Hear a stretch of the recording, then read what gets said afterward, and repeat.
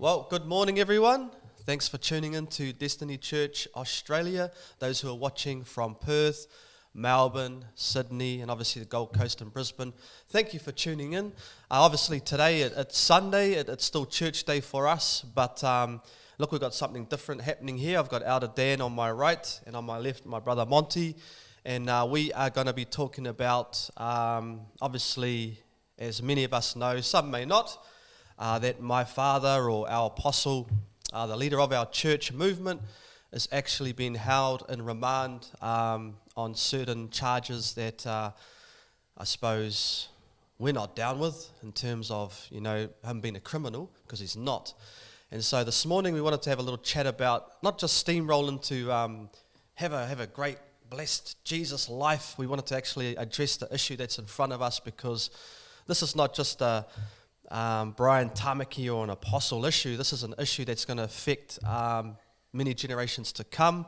It's also an issue that could affect the average New Zealander or Australian, and I think we just need to have a chat about that. But before we get into that, I suppose I'll get the brothers just to introduce who they are, how their journey started into Destiny Church, and I suppose a little bit about how Apostle has affected their life. Cool.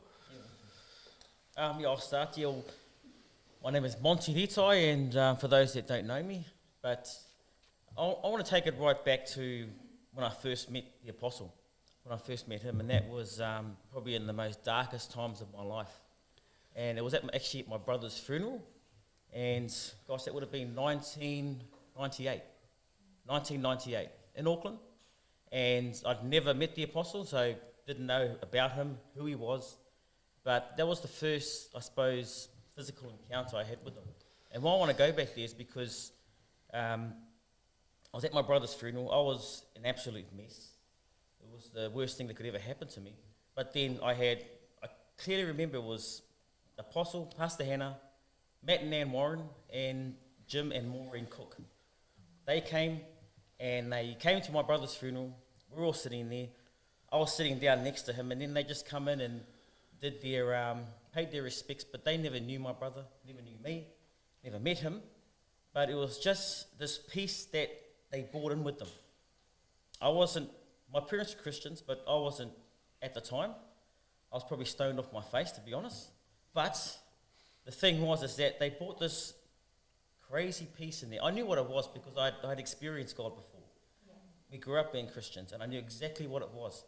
But that was my first, I suppose, encounter with the Apostle. But I was thinking about it this morning, is that I'm 45 this year. So in March I'm 45. Young, eh? But I come into Destiny Church when I was 21. So that's most of my life being under the Apostle, being under his teachings, and also being under his example. That's probably the biggest thing. So the biggest example in my majority of my adult life has been the Apostle. So he married me and my wife. So I met my wife in the church. He married us, and he's dedicated every single one of my children. So my oldest is 21 and my youngest is 10. And so he's been a part of my life, my family, the raising of my children, the raising of me as a husband and as a father. And, just to see him where he is right now, like, I'm glad Pastor Sam said this, because we could do church as normal, but this is someone who is a huge part of my life. He's a huge part of who I am right now, the father I am, the man I am, the husband I am, and he's locked up inside. So, there's definitely something that I'm passionate about, but that's my sort of testimony slightly of how the Apostle is to me, who he is, and how he came into my life. So. Awesome, brother. Before Elder Dan has a chat, and that's powerful, brother, I just wanted to take this time to acknowledge, obviously, my mum and my sisters, but also all the brothers and all the Destiny Church Auckland whānau and all the greater Destiny whānau that have been travelling up and supporting.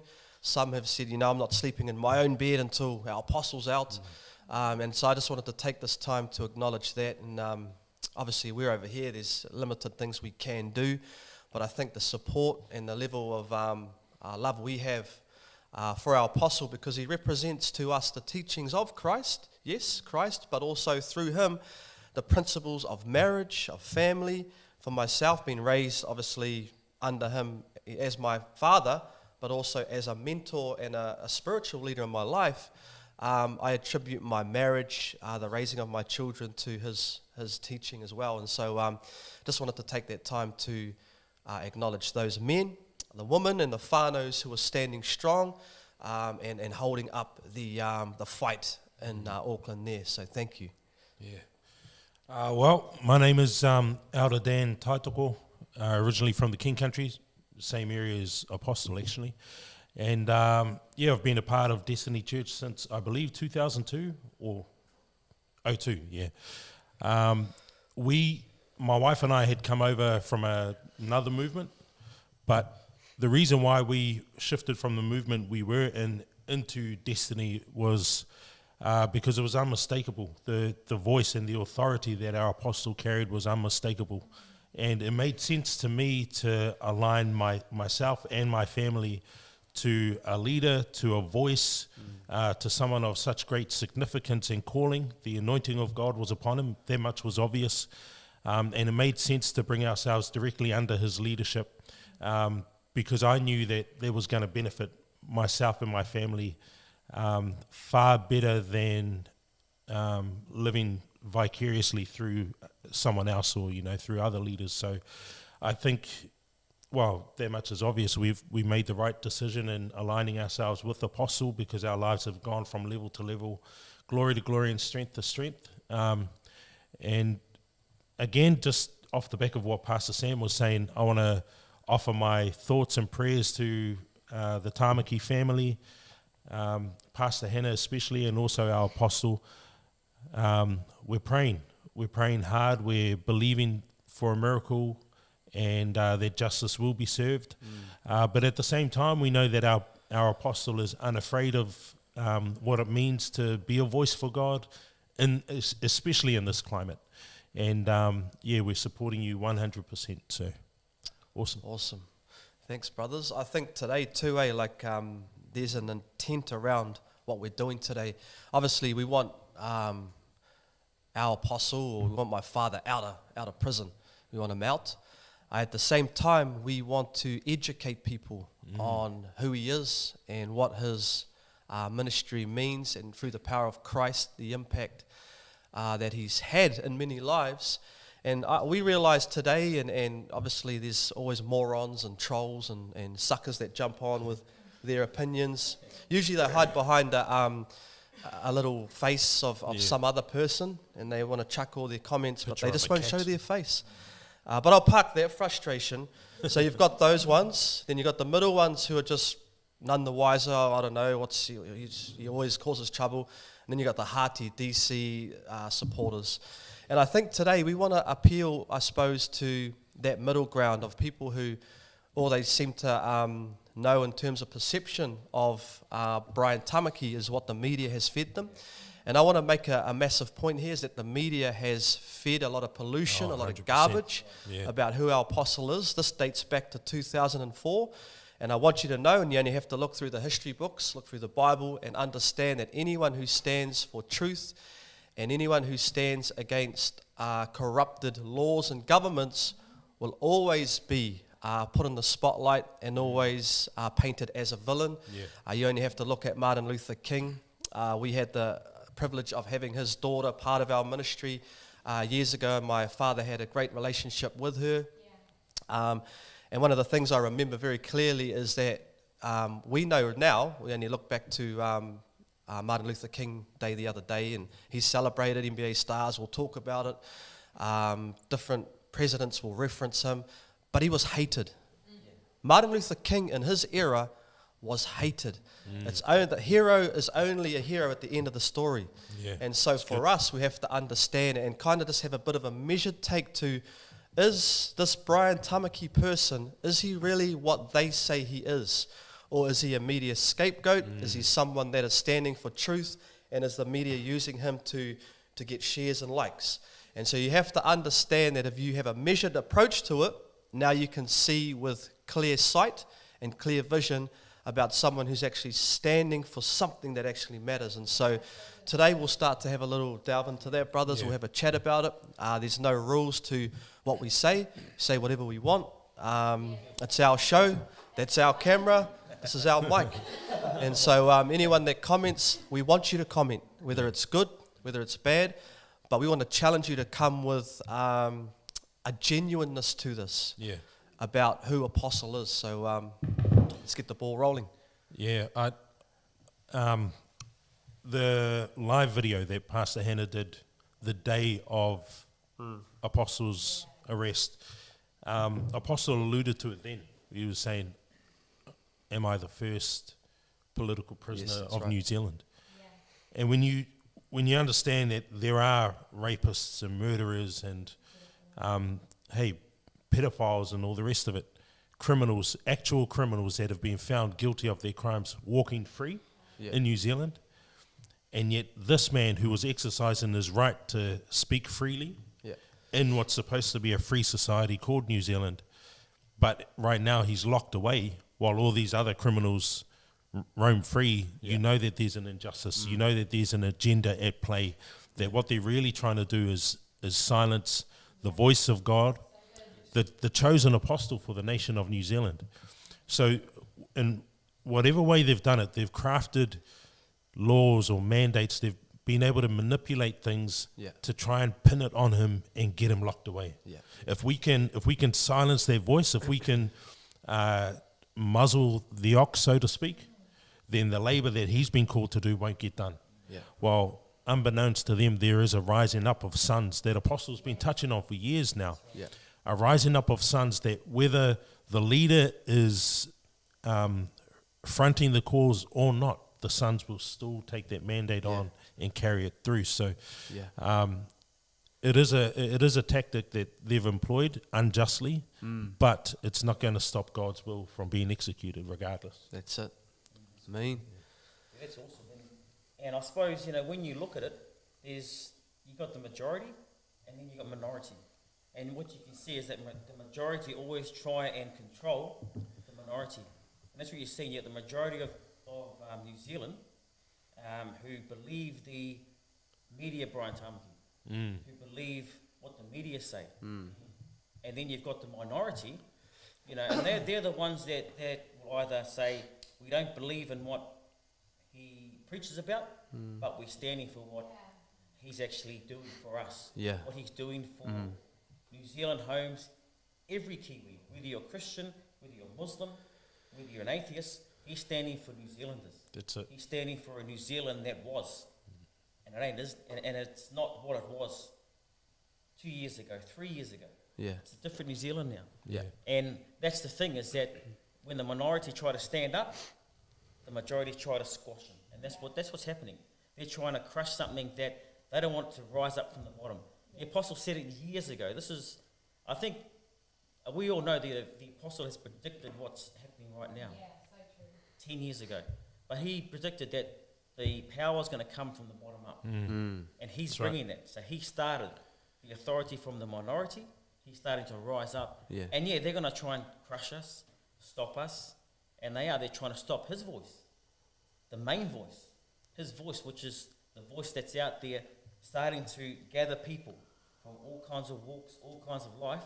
Kiwis, New Zealanders, gathering them to start to stand up against a government that is definitely not for the people.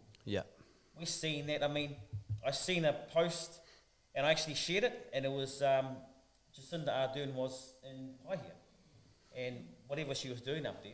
But other than the colourful language that they were expressing, what I seen was people around the country are starting to rise up against what she stands for.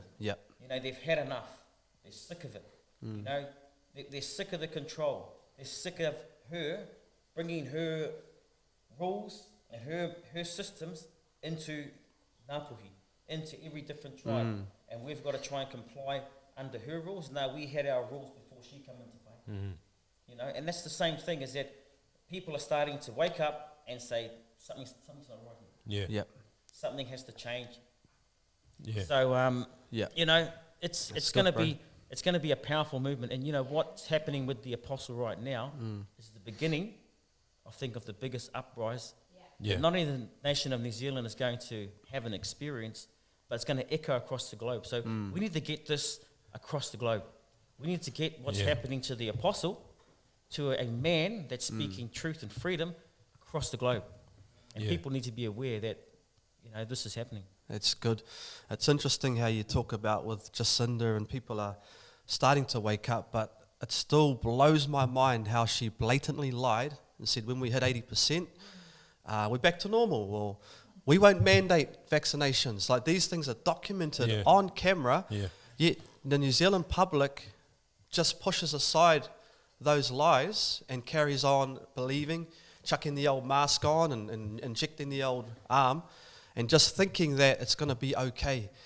We have to understand that and realize that we're in a time now where the media is like a modern day witchcraft, and everything they push across is orientated toward allotting sheep into a fence in an area, and any sheep that tries to escape or tries to be free or tries to speak their mind, they villainize them. And so I think the more people that wake up, I appeal to other Māori leaders, I appeal to other movements, I appeal to other churches. It's not about, it's not a destiny thing, it's not a iwi tapu thing, it's not a man up thing, it's actually a moral thing, and it's a freedom stance that this man is taking. And I know you hear us refer to him as apostle, but if you can just put that aside for a minute, and a man who's standing up, not just for his life and his wife and children and family, but for many others, but ultimately for a free New Zealand. And so if you can start to see that, now you're going to read and you're going to listen to the media with ears and a mind that's a bit more defensive. So I'll give you an example of the whole media power and twist. Like one day I was in Maraetai, and me and my dad went down to the bakery and sat around and grabbed a pie, and we're just sitting on the table, and these three, I reckon they would have been about maybe early 20s, three white, just New Zealand boys, you know, rugby playing, normal sort of guys. And one of them thought he was ballsy, and he come and sat over on the table by us, and I was looking at him like, oh, okay. And he started talking to my dad like, oh, so you're building a gated community, why are you doing that? You know, and at that moment, I started to realize there's a lot of, first off, idiots. Secondly, the media is a lot more powerful than we realize, and it's only when you're in something, around something, knowing the truth, that you can start to say, heck, there's a big contrast to what people think and what is actually the truth. And even when you think of like, if I was, and I'll be honest, if I was to read an article about Jacinda or Donald Trump or Novak or whoever, I kind of already start to believe what that article says. Now that's just purely because of how things are wired, but not really understanding that usually the media has a reasoning. They want money, they want to sell papers, and let's be honest, Brian Tamaki is the most marketable and the most, he's going to get the biggest response to most things. So he's easy. He moves easy. I was going to say units, but it's not that. It's likes or views. And so if there's anyone that's watching, what is your perception or your truth on Brian Tamaki, and how has it been formed? How has it been formed? And before you just say, oh no, he's this, he takes people's money, he's not above the law. No, come back. Have you sat with him and had a coffee? Have you sat in one of his services? Have you been in a man up and felt the heart of one of his sons? And if you deny all that, or you haven't been a part of that, then you have to ask the question, have you been hoodwinked? Have you been sort of tricked? And I think what we don't realize is that there now sits generations, because that's 18 years ago, 04, to now, of when the media started to first discover and hit. There's a Māori man who's successful, who's garnering up a movement of men and women who are changing their lives. There has to be something that we can attack in that. And so obviously we know that the world is orientated against anything that is Christ-centered, but we also know that Christ is the answer to bring healing, to bring breakthrough, and our apostle is bold with it. He stands strong, and he's not willing to back down. And so, that's some key thoughts. There's a precedence that's been set with apostle being locked away, and I mean, like you say, strip away the titles and stuff like that. A man who's been locked away or censored because of the support he's been garnering from speaking out so boldly and courageously against the narrative that's been painted.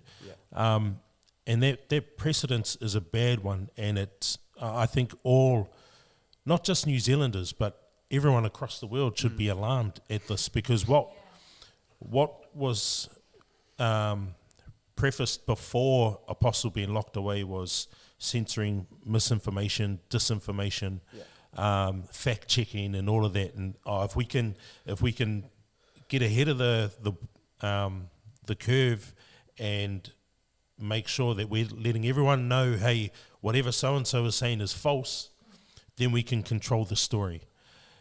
That and I make that point to say this. Once upon a time, the media was independent to the point where they would interview this person's story and then go to the complete opposite source and interview the opposite story.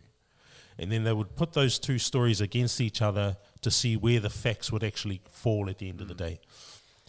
That changed a long time ago. Yeah. Now, because the media, and I'm talking globally, is owned by a central authority, it's one narrative that's being painted or that's being favoured above anything else. So it's no longer about what is truthful, and let's put the truth against an apparent truth and see what the actual truths and falsities are. Yeah. Now it's, this is what we want to convince the people of. This is the story we want to paint. So anything that goes against that, shut it down. They won't even allow it to be peddled or heard anymore. They just want to shut it down. They don't want to hear the other story. They don't want to, in this case, it's, we need people to believe that the COVID is real. So anything else that comes up against that, and you're seeing scientists and doctors being struck off the bar, being struck off lists, being pulled from medical journals and all of that, all because they're questioning the narrative. And science is all about questioning the common thought. Yeah. That's how science confirms itself. It questions the common thought. Now that's been taken out. And so that's what's happening in the higher echelons, in the media in particular. They're blocking out those voices. They're blocking out the questions. They're stopping the other picture from being painted. Once upon a time, you used to be able to say, hey, I know that we're saying such and such is real, but over here there's a completely different story. Can we look at that for a second? Now they're saying, no, we're not even going to pay that thing any attention because this is what we want the people to believe. Yeah. And unfortunately, there's been that pivot, there's been that change in the media portraying what's apparent truth. But the layman, the everyday person that lives in their home, they haven't pivoted with that. They haven't understood that that's what's changed. And so they still fall for everything the mainstream media is painting to them. It's been said before in recent times, and I believe it to be true, you're going to get more truth out of like a Joe Rogan podcast or out of just an everyday person picking up their camera and saying, hey guys, this is what happened to me today. Yeah. You're getting more truth out of that than you'll ever get out of the mainstream media. Thanks. And I think people need to adjust and change their mindset around that and see things, you always say this, Pastor, see things for what they really are. Understand that there's an agenda at play behind the scenes. And once you start realizing that that's what's really happening, your eyes open up a bit more. Yeah. You do actually start seeing what is actually truthful and what isn't. And this is something, we've said it already, this is something that Apostle has been preaching and teaching about for a long time. Yeah. You know, it's we talked about it last night. It's like he's shaking people and saying, wake up. This is what's happening in your backyard. There's a saying, sorry for going on, but there's a saying, I'll paraphrase it. It's like, as long as the story doesn't involve me, I'm okay. And then all of a sudden, they're knocking at your door telling you, hey, you better quieten up. Yeah. And then it's like, oh, heck, how did this happen? Well, it happened because you distanced yourself from what was really going on until it ended up on your doorstep, and now it's too late. And I feel that's what's been happening with Apostle is for years he's been shaking the sleeping giant and saying, wake up, this is what's happening, this is what Labour's up to, this is what's happening in the New Zealand government. And people have just quietly laid there and just said, it's got nothing to do with me. I'm just looking after me and my family. Well, now your family, literally your family is under threat. Yeah. Your kids probably won't be allowed to go back to school unless they get the jab. And what does that mean for their health? So, I think it's high time we see the media for what they really are and, just humble yourself a little and just think maybe what Apostle has had to say dogs, but maybe what Apostle's been saying has some validity to it. Yeah.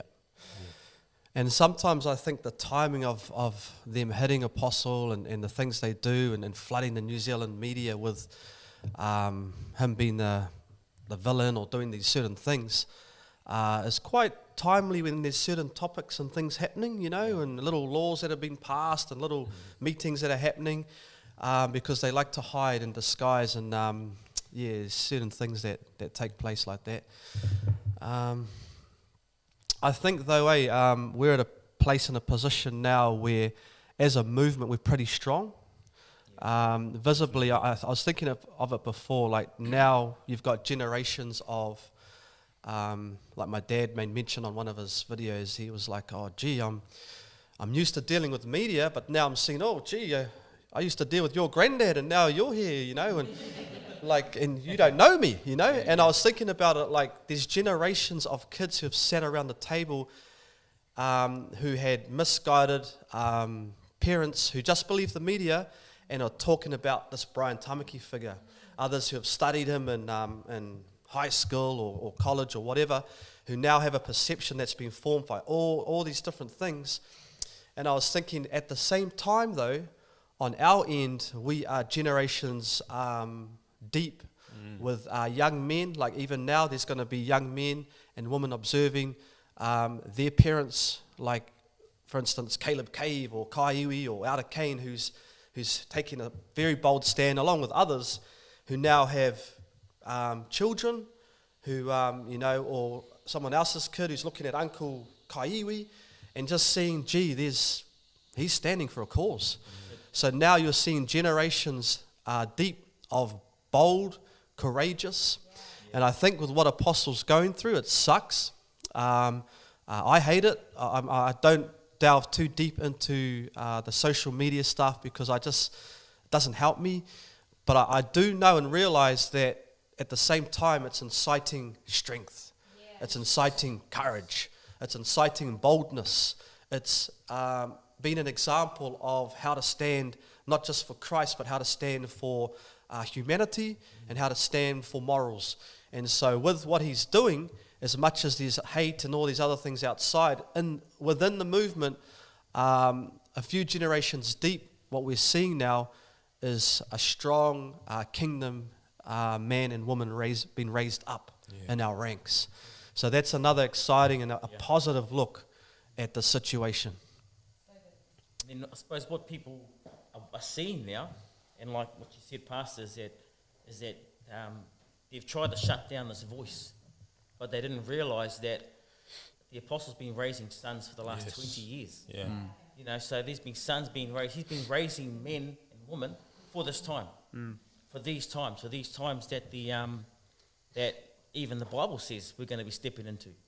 But what I'm loving to see, a lot of these men on the Freedoms and Rights Coalition's lives and the Man Up lives, and a lot of these men and women that I've been watching from the Gold Coast, because I live here, so I can't be there, man, they're my heroes. They are my new heroes. These men and women that are out there and standing. Hard. And not only standing, but when they speak, the brothers. They speak like the Apostle. That's exactly what he put in each and every one of us. He's put a bit of himself in us. And then he's told us that because I'm in you, Christ is in you. So he's given He's given men and women his superpowers. You know, and that's just the truth of it. Like, you guys that think that I'm a bit weird, that's what we have. We have these superpowers given from a man that's locked up in prison. They can lock his flesh and bones up. They can lock his carnal man up, but they can't lock up the beast that's inside of him. And that's inside of us. That's good. That's inside of a lot of men and women, even around Australia, Queensland, Gold Coast, WA. You know, and that's the thing. That's what's locked up in our pastor. You know, I'm so proud of our pastor. That's his dad. That's his flesh and blood. That's his mother over there. That's, you know, and you know she's hurting. For sure. She's so strong. She's so powerful. But you know that she's got a mum heart. And I'm so proud of my man of God because, man, he still, regardless of what's happening, and this is a challenge to all of us, regardless of what's happening over there with his family, the cause is more purposeful. The cause is more important. The cause for what God has sent him here for is the most important thing in his life. That's encouraging for us, you know, us men that are around him. And that builds us up. That encourages us to continue the cause, continue the purpose. Yeah. No matter what they throw at, no matter what they do to our man of God, even though it sucks, I hate it. It does suck, bro. Some of these men, I want to just grab them and give them a good hiding, and then have a talk to them after that. We'll have a chat. We'll have a man-up session, but give them a good beating. And that's just the truth of it. That's what I want to do. But I know for a fact that the apostles put something even greater and deeper in us, and that's love. That's compassion. That's peace.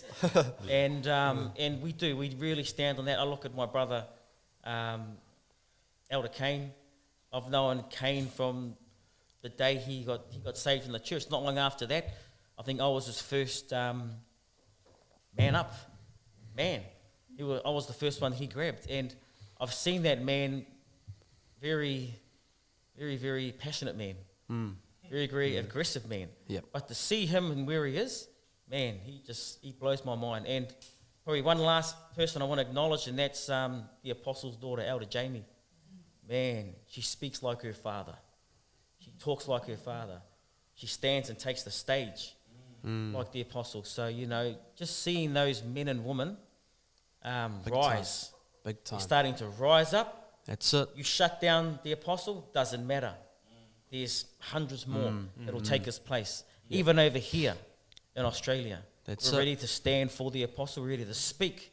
And why that's so important is because he knows what's in us. We're always going to proclaim Christ first, because that's what he does. We're always going to build the church first, because the Apostle's always been a big church builder. That's what he's always been about, building the local church. He was telling us that 21 years ago, the local church, and that's never changed. Yeah. But, you know, it's just powerful to see where the church is going to go after this. Yeah.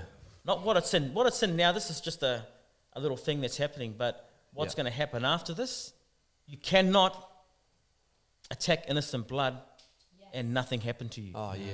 You cannot take down an innocent man and expect no repercussions. Yeah. That's it.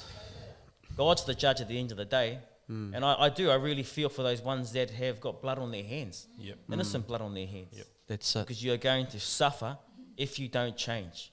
And that's just the truth. That's true, brother. In fact, they are putting laws and mandates in that shed blood, and they want our blood. And so, but what the brother's saying, and I couldn't help, Mont, but feel the cringes from hundreds of Ks away about when you start honouring a man and acknowledging a man, and especially religious folk. And what are religious folk? People that go to church, go through the process of it, but there's no depth of cause or fire within their belly about who Christ is. And I think what you find is that the enemy wants, and who's the enemy? The devil, an entity and a real force out there, wants to see that apostles don't see the light of day. And if there's anything that's biblical, is that the persecution and the oppression that befalls apostles, and our apostle has preached about this. He said, don't wish to be an apostle, don't want to be that. It's something that you don't want to just be. You want to, if you're going to be that, you better hope you're called into it, because it is something that it's not for everyone, but it is also something that unlocks many other spiritual gifts. It sets in motion and order the church. And what used to be denominations under lead pastors, that era is gone. The only thing that's going to have the power to topple governments and to break the back of the enemy's plan is the rising up of apostles who have sons underneath them, who, and just for the religious folk, who that apostle was following after Christ, and we're imitating in those ways. So his marriage attributes, we imitate that. And now I've seen success in my marriage. It's 101 stuff, but the religious mind can't get past the fact that, you're worshipping the man, and they don't understand very basic biblical principles. Yeah. The other thing is they don't realize that the enemy is using them to try and pull down, and it can be jealousy, it can be all sorts of things, but ultimately it's to stop God's move and what he's doing. And so to those who, it just sounds like churchy jargon, you have to realize that there is a real evil force out there. The same thing that causes suicide, depression, divorce, that's actually a hidden force, but it's actually real, and it's something that through the power of Christ, we as men, but our apostle and the teachings he gives us helps us overcome those things. And so that's why we honor, that's why we acknowledge, and that's why we esteem that apostolic mantle in that way. Yes. There's so much going on in the world right now, and in particular this instance that we're relating this podcast to, what's been shaped as a result of Apostle going inside is, well, actually, let me just take it back a little. Most people will say, I don't know about most, but a lot of people will say, good job, he deserves to be locked away. Yeah. For ripping people off over the years, which is a narrative that the media painted for a long time. Sorry, my voice is awesome. But the narrative that the media was painting was, this is a man who's indigenous to New Zealand, but seems to be more wealthy than he should be. And so they've portrayed that in the media for so long that a lot of people have taken that on as gospel and thought, actually, none of what he's doing makes sense. He must be ripping his people off. Well, I remember Pastor Hannah saying, how can you get rich off poor people? Because apparently the church is full of poor people as well. Yeah, because that's another thing they say, But none of what the media says makes sense around any of this. It's time to wake up, people. And now, like I was just alluding to before, they're saying, lock him away, he deserves it because he was ripping people. But he's not inside for that. No, that's got nothing to do with this case, guys. It's completely, the term is non sequitur, which is, it's completely unrelated. And yet people don't bother to just stop for a second and ask a very simple question. Does this make sense? Does what's happening align with what I've been told is true? And so it's like I was saying before, they've found whatever means possible to pin something on him and lock him away. But as you pointed out earlier, Mons, sons are rising up and sons are going to continue to speak. And Elder Kane's name has been mentioned before. I'm so inspired by what Elder Kane's doing, and I know it's probably a bit rich of me to say, if I was back there, I'd be doing ABC as well. But really, I can't, so I don't know if I would. But I do see a man like Elder Kane telling the brothers, hey, let's link arms, let's form a wall. What's happening to our dad is an injustice. We're not moving until they meet our demands. And it's not even a big thing. It's, can he have his hygiene pack? Can he have his Bible? Now, how much control must you have over someone? Or I don't know why you feel good about withholding that stuff from another human being. It's nonsense. I'm just trying to be careful with my words. Don't, Elder, just bust. Just bust. There's no censor button over here. Nah. But you know, it's the ill treatment of Yeah. your fellow man and stuff like that. And again, you were alluding to it before. There's going to be hell to pay. Yeah. And I'm not saying this to threaten the ones that are doing that. It's just what goes around comes around. It's common law. It's what we understand to be true. You've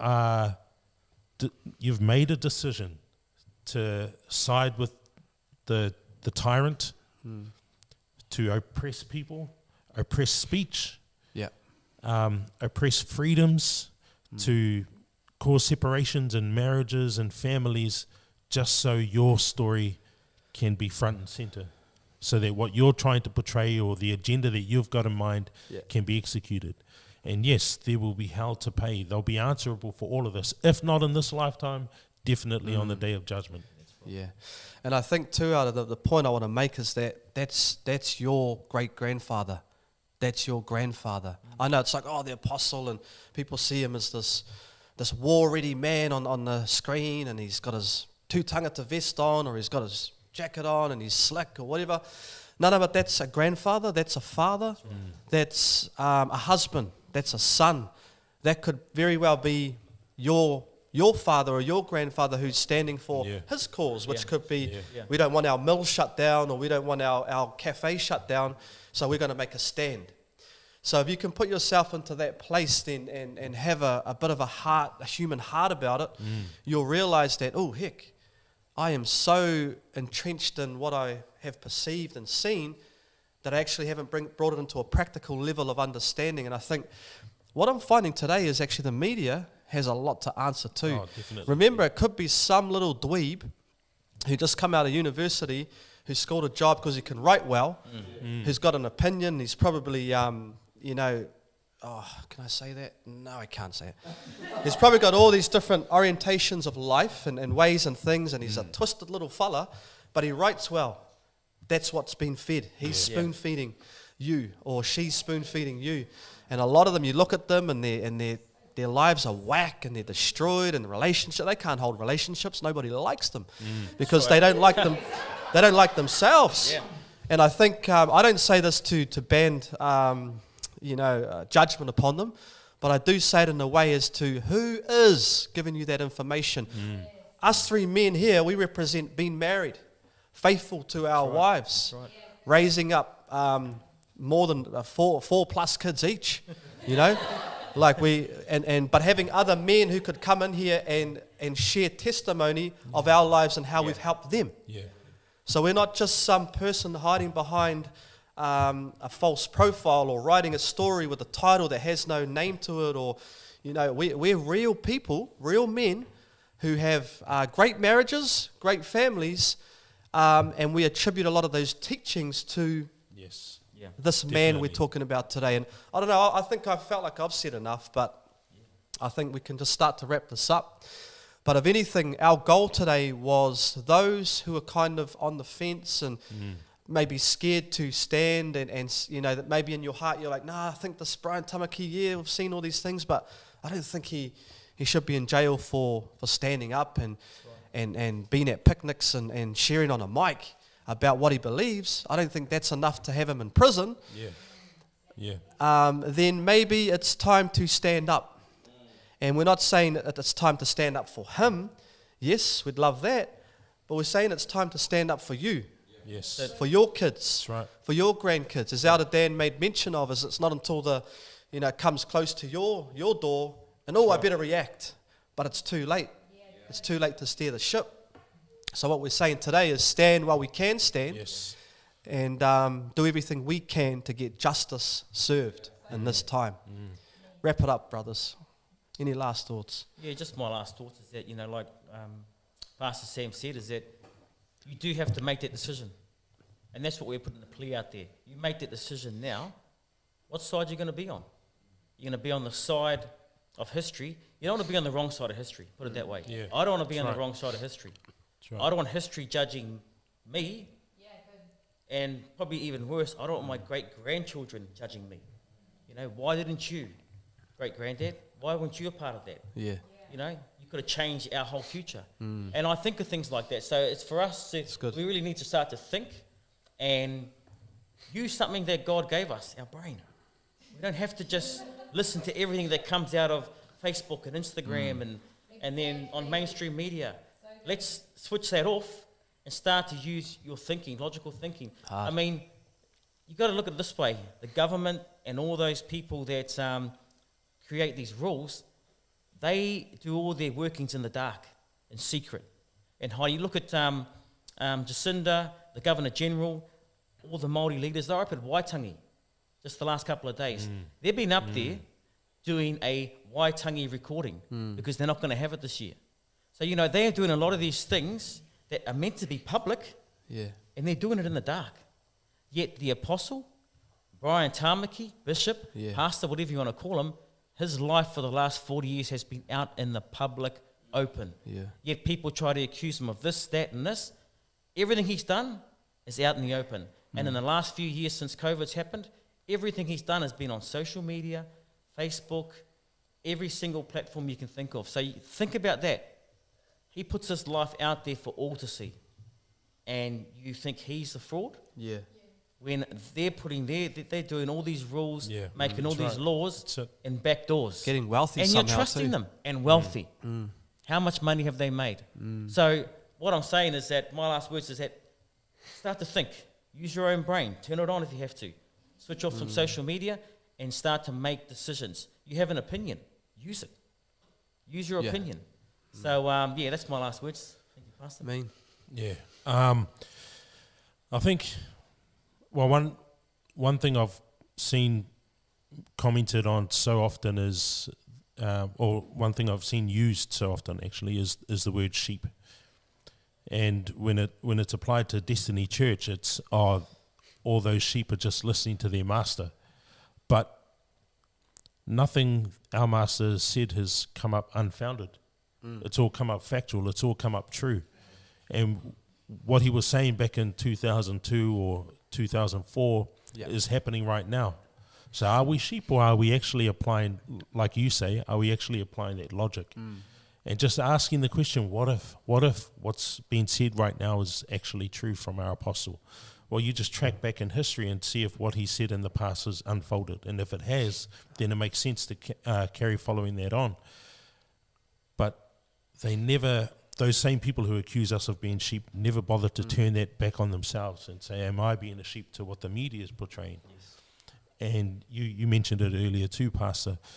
The media has constantly lied time and time and time again. But for whatever reason, the media sheep are just blindly dismissing. They never put them on trial, eh? Nah, never. They just accept everything they say. And when the story turns 180 degrees and becomes something completely different, they're like, oh, okay, well, I guess that's the story now. That's the truth. So, just to everyone out there, just ask that question, what if? And see that question out to its natural end. It will meet an end eventually, and then you will, just by applying that logic and asking that question, you will start to discover what the actual truth is. So, Awesome. And I'll just end by saying, do you have a cause? Do you have a purpose? Is your chief, your rangatira, is he making a stand? Or is he just taking the backhand check and vaccinating his tribes, What is he doing? Is he helping you move forward? Are you seeing your parents and the generations before you healed? Or is alcohol and all the drugs and violence still ravishing them? Because if there's one thing I can say is that the cause we rock with is something that is fruitful in our lives, and it's an open invite to any man, any woman who's watching today to say, you know what, I want to link with that tribe, with iwi tapu. I want to be a part of that, and you can be a part of that. And the ultimate thing I want to say today as I end is that the power of Christ that runs through the veins of us as men here, through the blood and through the heart of our apostle that is right now incarcerated in prison at the moment, is the very thing that gives us hope, that makes us see beyond ourselves, to see generational, so beyond my time, how will my son and daughters live, how will my grandchildren live. And it's something that is bigger than just today. And so that's us, brothers. Thank you for joining me this morning on the service. I think I'll close us in prayer. and then we'll let you get on with your day. But please share, please like, please comment, and you never know, the right person might see it because you shared it on your page.